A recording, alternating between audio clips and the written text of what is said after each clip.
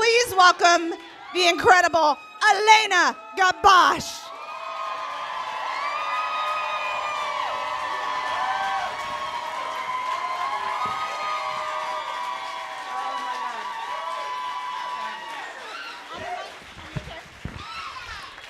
Holy fuck. Woo! I want to see this monthly in Seattle. Don't you agree? Yes. Let's you and I talk about this. Absolutely. Wow. So the first time I met Mac, some of you know Mac, some of you don't. The first time I met Mac, I was sitting in my office at the center, and I had an appointment to meet with these two guys that were going to come and talk to me about a documentary that they wanted to do. I'm like, okay, fine. Because I've been in a few documentaries. It's been kind of fun, you know. And in walks these two really hot dudes. One's this tall, dark-haired guy with a mustache. And then this guy, he's a little shorter. Imagine like Bill Clinton with the gray hair. But he was kind of casually dressed, but he's still like, his shoes. Oh. The man looked like this. He'd stepped right out of some magazine, and he walks into my office, and they start talking to me, and I'm like, kind of drooling, and I'm trying to like concentrate on what they're talking with me about, and I can't, because I just can't get my eyes off of this guy. There's something about him. And so a little thing about what was going on in my life at that time, I was right when, some of you know, I went through breast cancer. I was right in the middle of chemo at the time. I wasn't feeling very sexy, and I wasn't feeling very amorous, and all of a sudden my pussy's getting wet, and I'm like, what the fuck? You know, because it hadn't been wet for a while. Chemo kind of dries you out a little bit. And they leave, and I run into Serene's office next door. I'm like, did you see the fuck that guy was? Oh my God, who was that guy? Oh my God, where has he been all my life? And I didn't think much about it. But other than, oh my God, this guy was hot. And it was right before the Seattle Erotic Art Festival, not Film Festival, Art Festival. Yeah. It was right before that, and a couple weeks before. And when Mac met me, my hair was down to here, and I dyed it purple, knowing I was going to lose it. The next time he saw me, I was bald. Chemo does that, too. Thank you. And I actually saw him at the Seattle Erotic Art Festival. And he spent a lot of time flirting with me, and I'm not feeling too sexy, but I was like, whoa, wow, this is really amazing. And he asked me out on a date. And I'm like, a date? Now? Sure, because my pussy got wet, and oh my God, you know. And I didn't feel like throwing up right at that moment, which was kind of nice.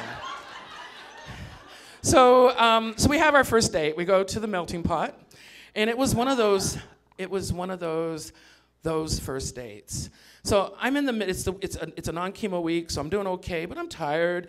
And after about an hour and a half of chatting and talking, I'm like, I gotta go pretty soon. He goes, okay. And then an hour goes by, and he goes, it's getting late. I go, yeah, it's okay. And another hour goes by. And we're just like, we're bearing our souls to each other. And it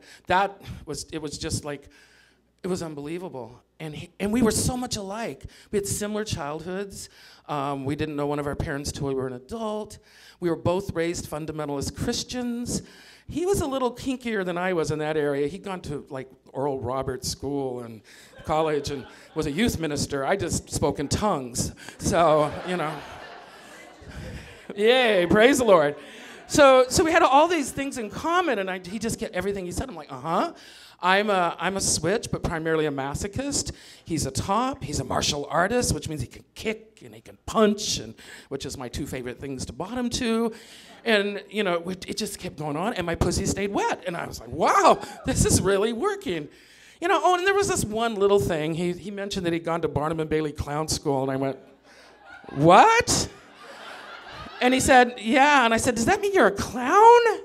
And he goes, yeah. And I said, that could be a deal breaker. And he goes, this is our first date. And I said, it could still be a deal breaker. And I said, those big red noses and that bushy orange hair, and oh my God, it makes me think of It, the fucking stupid book of Stephen King, and oh, yuck, and I hate clowns. And he goes, oh, but he pulls out his camera, and he shows me Spunky, and Spunky's, he's not so bad. He's got green hair, and it kind of comes down like this, and a little red nose. And And I'm like, okay, I guess you can be a clown, but, you know. But that was it. Everything else was perfect. Everything was so fucking awesome. And then he is Mr. Romance. He actually does classes about romance. I have never had anybody court me like he courted me. And at a time when I am feeling really unattractive, because not only do you lose this hair, you lose this hair, and you lose this hair, and I had lost a boob, and there's a thing kind of like breast and hair is what make women feminine, and I didn't have any of that at that. Well, I had one boob. I still do. I've tried to grow the other one back, but it just, it's like, it doesn't come out. So he courted me, and I really didn't feel like having sex, no matter how wet my pussy got at first. It was a pretty icky time. My bones hurt. I threw up. I wanted to throw up. And he came over and brought me dinner, and he took me out, and he walked it was a non-chemo week. We actually did the Coleman Race for the Cure together, the walk. We did the walk. He supported me the whole 3.5 fucking miles. It was amazing. And then, after chemo and things got a little better, we started having sex. Oh my God. The man is the cocksman of all cocksman, I swear. Can he fuck? He was one of the best fucks, and I'm just like, oh, I've died and gone to heaven. And he was imaginative, and he came up with all these great ideas. And he was also good at just dates. You know, he'd take me on these really special dates. He didn't forget when you mentioned something you liked, boom, it would be there. And before I met him, once in a while I would squirt, but I didn't squirt that often. It took a lot of work to get me squirt, you know, and we still didn't squirt a lot when we fucked, but he was a master of fisting in the Hitachi. And we had to put like 5 towels on the bed. It was like, you know, and it still would soak through. It was great. It was really great.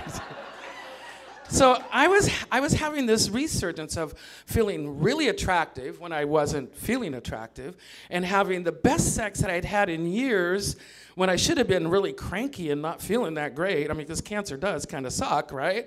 But my life sure did not. It was awesome.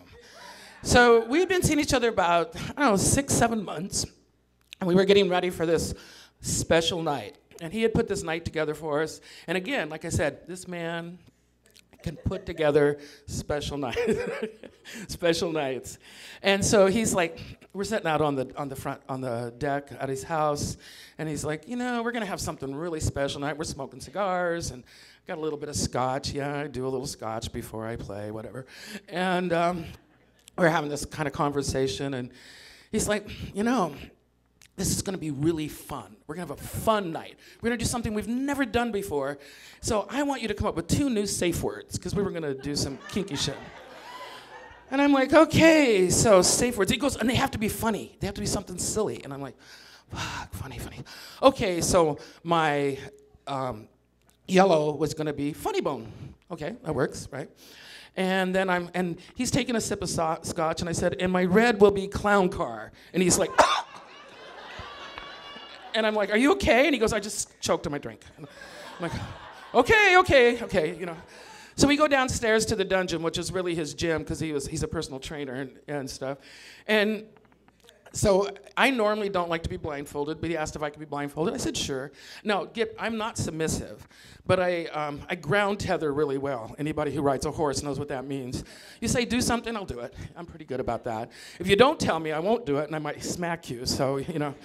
So you have to tell me what to do. So he goes, I'm gonna put me on the weight bench. And he says, I've got a little work left to do, he says, to get the dungeon set up. So I'm gonna put a blanket on you, put some music, you tie me to the bench, and he takes off for about 10, 12 minutes.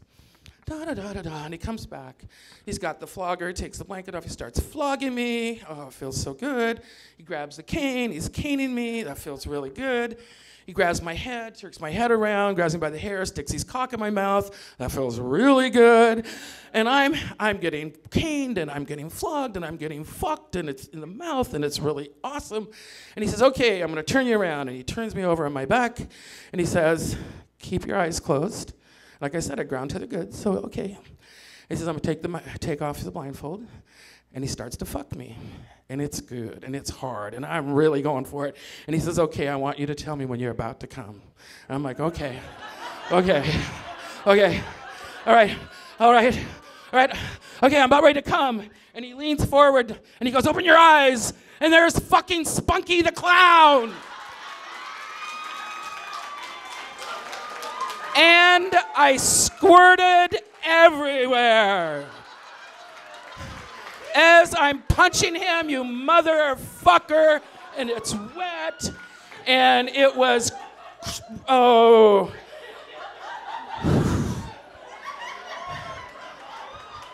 I have friends who have told me that that was the sickest fucking scene they've ever heard from.